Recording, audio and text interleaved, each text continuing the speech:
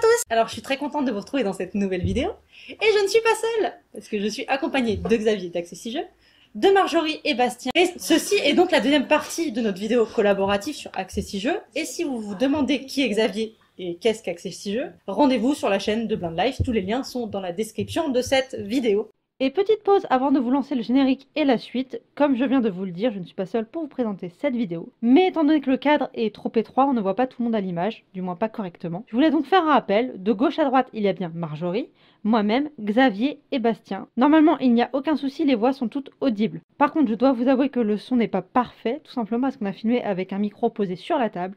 Et tout ce qui va être coup sur la table va être amplifié à fond, donc vous risquez d'entendre pas mal de petits bruits parasites, voire de gros booms. Je m'en excuse, et pour les prochaines vidéos de ce type, je sais qu'il ne faut pas poser le micro sur la table, malgré son petit trépied qui est là-bas fait pour ça. Et aussi, je tenais à préciser, même si je ne pense pas que beaucoup le remarqueront, que j'ai un magnifique bout de maki coincé entre les dents, parce que nous venions de manger japonais. Donc voilà, sur ce, je vous souhaite une bonne vidéo.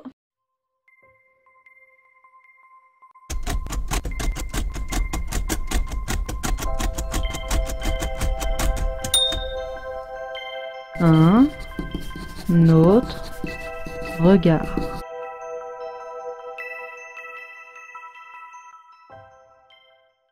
Du coup, pour cette seconde vidéo, nous allons parler concrètement des jeux accessibles, et notamment du jeu que Xavier, tu vas nous présenter. Oui, alors le premier jeu il s'appelle Templari. Il cumule plusieurs techniques qu'on utilise pour adapter les jeux. Ensuite, en touchant la carte, je me rends compte qu'il y a une perforation. Ça va m'indiquer déjà dans quel sens tenir la carte. Donc la perforation est en haut à droite. Et par code, on sait que sous la perforation, il va y avoir un sticker qui va indiquer de quel type d'objet il s'agit. Là, c'est un jeu dans lequel on va acheter aux enchères des objets venant des Templiers. Et donc, la forme du sticker qui est sous la perforation va me dire, là je touche, c'est un carré. Je sais que comme c'est un carré, c'est une tunique de Templier. Si ça avait été un triangle, ça aurait été un casque. Si ça a été un X, ça aurait été une arme. Parce qu'on imagine par exemple deux armes, deux épées qui se croisent. Si ça avait été une fleur, ça aurait été une paire de bottes, parce que les bottes sont plutôt à hauteur des fleurs. Donc on a 12 formes différentes de relief tactile. Là, dans ce jeu-là, par exemple, le sticker en forme de fenêtre, ça va être les drapeaux des Templiers, parce qu'on imagine un drapeau à carreaux, par exemple. Dans un autre jeu, comme Loup-garou, la fenêtre, ça va être le voleur, parce qu'on imagine que le voleur passe par la fenêtre. Et sur la partie gauche, on va avoir la valeur de la carte. Donc là, c'est assez simple, je suis tombé sur un 1, donc j'ai un point. Il faut savoir que c'est pas du braille, donc ça permet à quelqu'un qui ne lit pas le braille de pouvoir aussi savoir la valeur de la carte. Là, je suis sur un triangle, c'est un chapeau. J'ai pas de sticker, c'est donc un 0. Là, je tombe sur 1, 2, 3 points. C'est pas 3 points braille, c'est vraiment 3 unités, donc... Oui, ça a vraiment rien à voir avec le braille, ça c'est... Il n'y a pas d'excuse. Hein, par contre, là, Marjo, vas-y, je te donne une carte et touche en haut à gauche et dis-moi quelle est la valeur de la carte. Et là, tu te dis, mais il n'y a pas que des points. Oui, alors en haut à droite... Ça, c'est pour tenir la carte dans le bon sens. Voilà. Et en haut à gauche, tu vas avoir la valeur. Ah, parce que je suppose que c'est 11, 12, 12. Alors, non. presque. Mais t'as bien compris le système. C'est-à-dire qu'en fait, les points sont des unités et un rond, c'est pas 10, c'est 5. D'accord. C'est comme un système de chiffres romains. Touche, on sent qu'on a un rond, donc on sait qu'on part de 5. Et en dessous, 1 point, 2 points. Donc là, en fait, c'est un 7. C'est un rond au niveau de la forme. Et donc, les ronds dans ce jeu-là, c'est des boucliers. Donc là, je sais de façon tactile, sans braille, sans gros caractère, rien, juste en touchant la carte, que j'ai un bouclier de valeur 7. En fait, ces adhésifs, c'est vraiment notre outil de base pour les adaptations de jeux. Grâce à ça, on arrive à adapter beaucoup de jeux sur lesquels il y a 2, voire 3 informations par carte. Sur les 170 jeux qu'on a à la ludothèque, 99,9% sont faits comme ça, c'est des adaptations de jeux qui existent sur lesquels on met des adhésifs. C'est un jeu où on va enchérir sur les objets des Templiers. À chaque tour, il va y avoir 2 objets qui vont sortir de la pioche. Et le but du jeu, avec l'argent dont on dispose, c'est d'acquérir un maximum d'objets. Si possible, un maximum d'objets du même type, genre un maximum de boucliers, ou maximum d'épées, ou maximum de casques. Et à la fin de la partie, on compte les sous. On essaye un premier tour pour voir comment ça se passe. Avec plaisir. Alors, je tire la première carte de la pioche, je la touche. C'est un carré sous la perforation, c'est donc une tunique de valeur 5. Et la deuxième carte, c'est une fleur, donc c'est des bottes, de valeur 7. Nous enchérissons donc, mesdames et messieurs, pour une tunique et des bottes. Mettons que je suis le premier joueur. Je vais dire, j'en propose une pièce. À toi, cher ami supporter de l'OM, combien... J'en propose 2 pièces.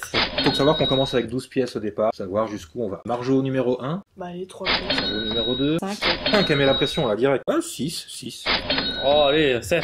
Quand tu estimes que si c'est trop cher, tu te couches et jusqu'à ce que tout le monde soit couché et que quelqu'un remporte l'enchère. 10.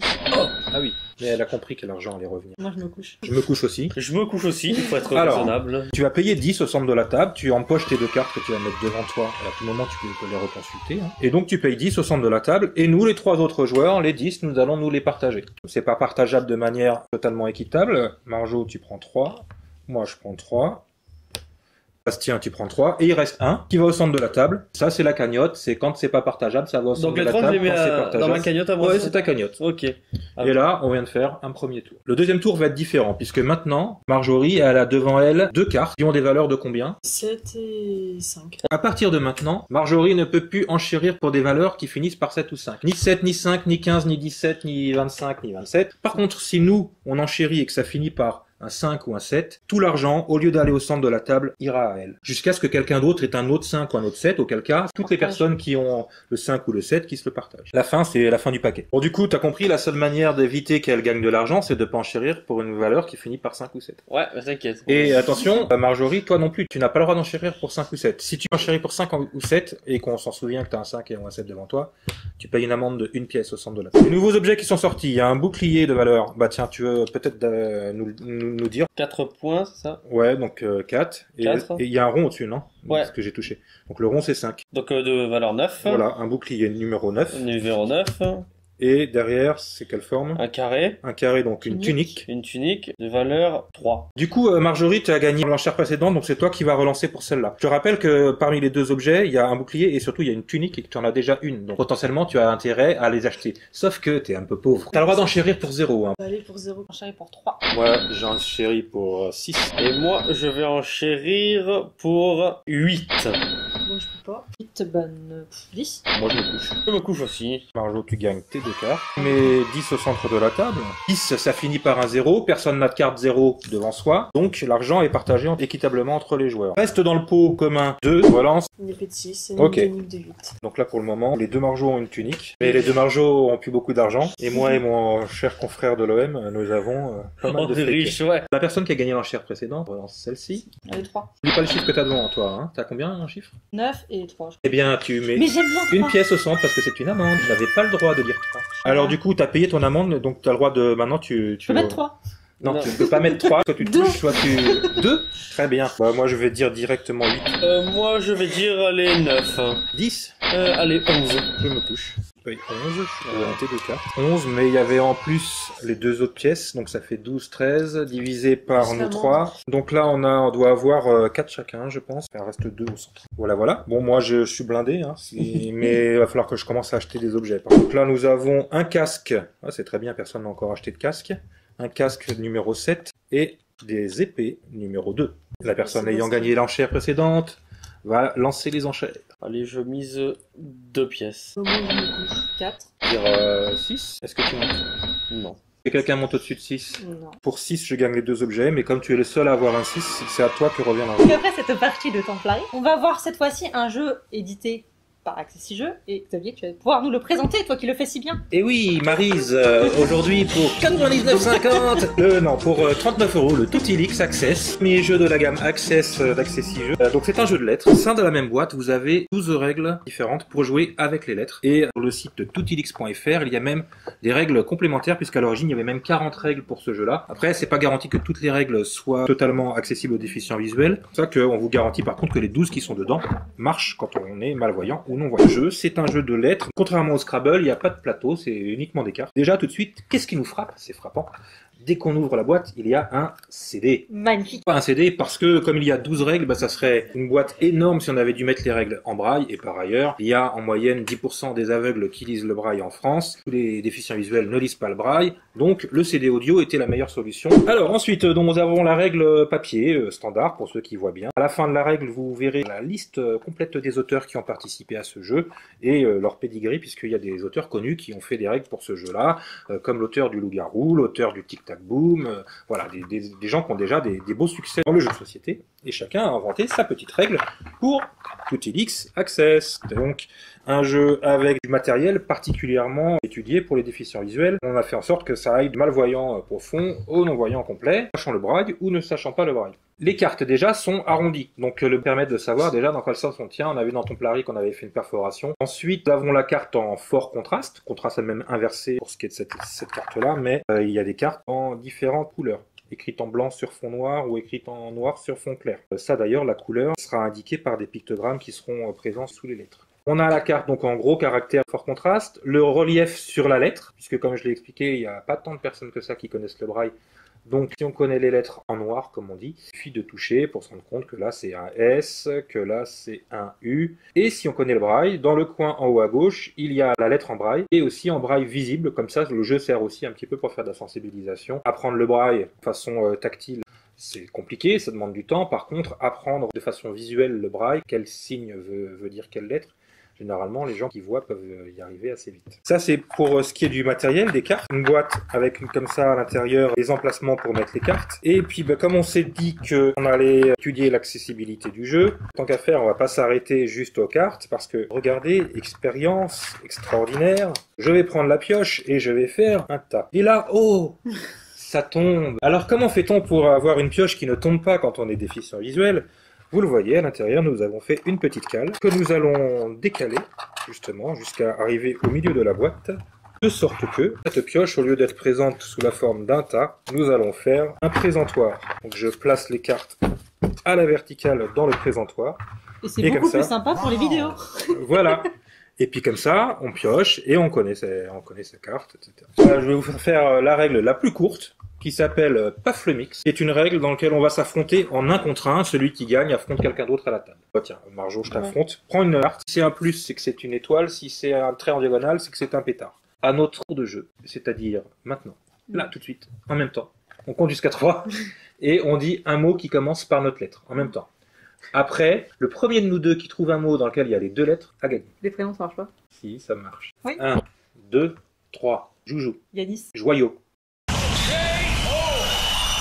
Et là, j'affronte un nouvel adversaire. Allez. Avec plaisir. Ah, zut, je suis tombé sur un pétard. Dans ces cas-là, grâce au pétard, j'ai gagné sa carte. Merci d'avoir participé.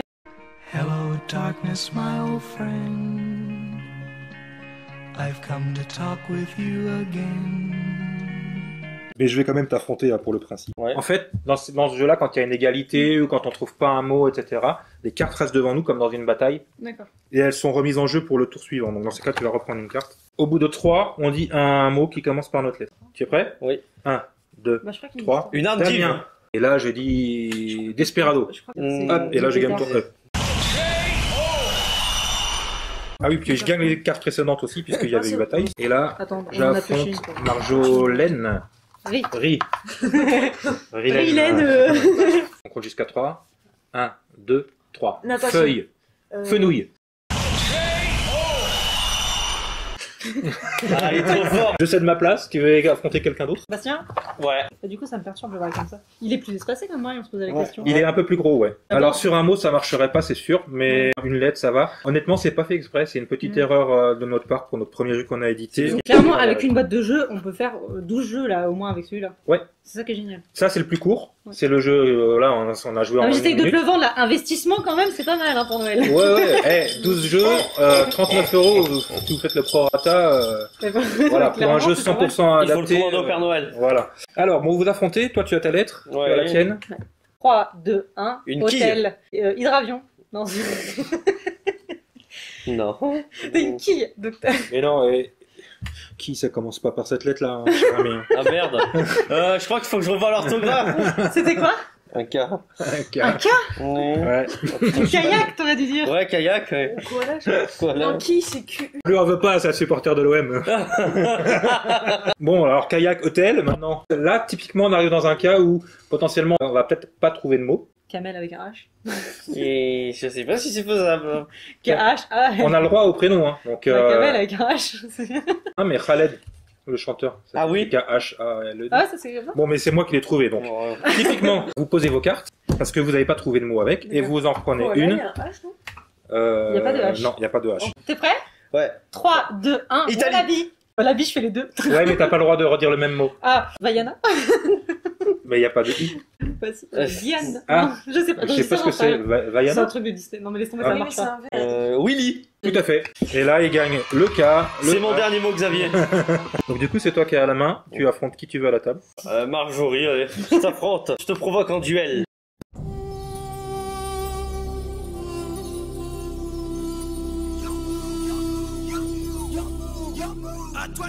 3, 2, 1. Ottawa. Ayoli. Bravo. Tu lui donnes ton O. Ouais. Marjo, tu défies qui? À toi. 3, 2, 1. Une maison. Volcan. Marvel. Pas mal. Ah. Joli, joli. Ça. Mais Volcan, c'est pas une marque? Dans tout Elix, on a le droit au mot dans toutes les langues, dès lors que les personnes savent un minimum le mot en question à la table. On a le droit aux noms propres, on a le droit aux onomatopées, aux abréviations, DSK, KGB. DSK, c'est il bon. Parce qu'il est... y a des jeux dans lesquels des fois on se retrouve avec très peu de cartes en main et on doit réécrire des mots. Donc les onomatopées et les abréviations sont autorisées. Du coup, pour conclure cette vidéo, je serais tentée de faire un tour de table. Moi, du coup, je connaissais juste via internet. C'est vachement bien. Parce que mes propres jeux de société, en fait, j'essaie de les adapter, mais c'est hyper galère déjà quand on n'y voit pas d'adapter son propre jeu pour pouvoir le voir. Parce que de base, du coup, on adapte des trucs qu'on voit pas. Donc c'est hyper compliqué et c'est vrai que du coup, pouvoir se procurer directement des jeux déjà adaptés et pouvoir jouer comme ça sans se prendre la tête, ça c'est vachement bien. Et c'est hyper simple de prise en main. Et toi, Bastien? Moi, j'ai pas de reste visuel, donc non, je trouvais ça intéressant parce que je savais pas que ça existait déjà. C'est vraiment intéressant, enrichissant pour moi, parce que de jouer à des jeux de société, enfin, vraiment pour y jouer, quoi, c'est cool.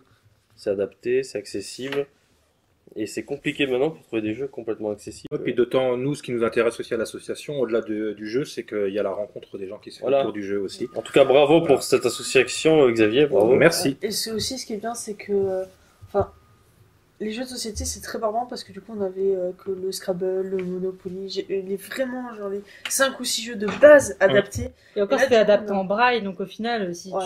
tu débutes Moi je dans le savais pas braille, lire le c'est pas braille c'est pas quand la j'étais peine. enfant, du coup c'était... Quoique le Scrabble il est en gros caractère, mais je crois que c'est le seul. Et c'était hyper compliqué que là en fait il y a des jeux qu'on peut jouer de tout plus facilement, surtout quand on est jeune et tout. Parce qu'il y a l'appli aussi, l'application, là on en a quasiment pas parlé, mais t'as l'application qui permet de lire les cartes aussi, certaines Ouais, cartes. ça c'était le projet qui a fait qu'on a créé l'association au début, parce qu'on a cherché des financements pour la développer et donc on a dû créer une structure. L'application est gratuite. Dans l'appli, il y a les lancers de dés et les feuilles de score assistées par synthèse vocale.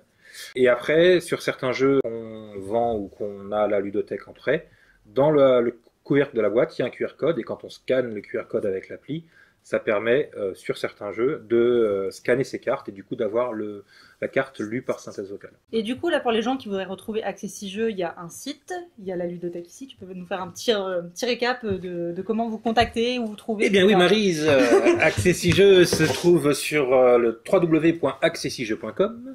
Accessijeux se trouve sur Facebook, se trouve sur Twitter, se trouve sur Instagram. Et sinon, nous sommes de manière physique à Paris, dans le 12e arrondissement, la ludothèque du 12e, 39 rue Baron-le-Roi. Et vous êtes toujours à la recherche de bénévoles ou pas? Pour les gens Ah potentiellement mais intéressés. oui, en permanence. En permanence, D'accord. on a des bénévoles qui viennent tous les lundis soirs à la ludothèque pour adapter les jeux. Et on a des bénévoles qui interviennent aussi dans les animations, puisque on fait vraiment des animations aux quatre coins de la France. Donc on a aussi même des bénévoles qui sont des bénévoles ailleurs qu'à Paris. Donc si vous êtes dans des villes, qui organisent des festivals, tout ça, que ça vous intéresse. On fait quoi comme ciao de fin? Comme tu veux. On fait ciao. Ciao de fin. Ciao, fin. Cette vidéo finit n'importe comment, c'est normal. C'est la fin de tournage. Merci pour ton visionnage.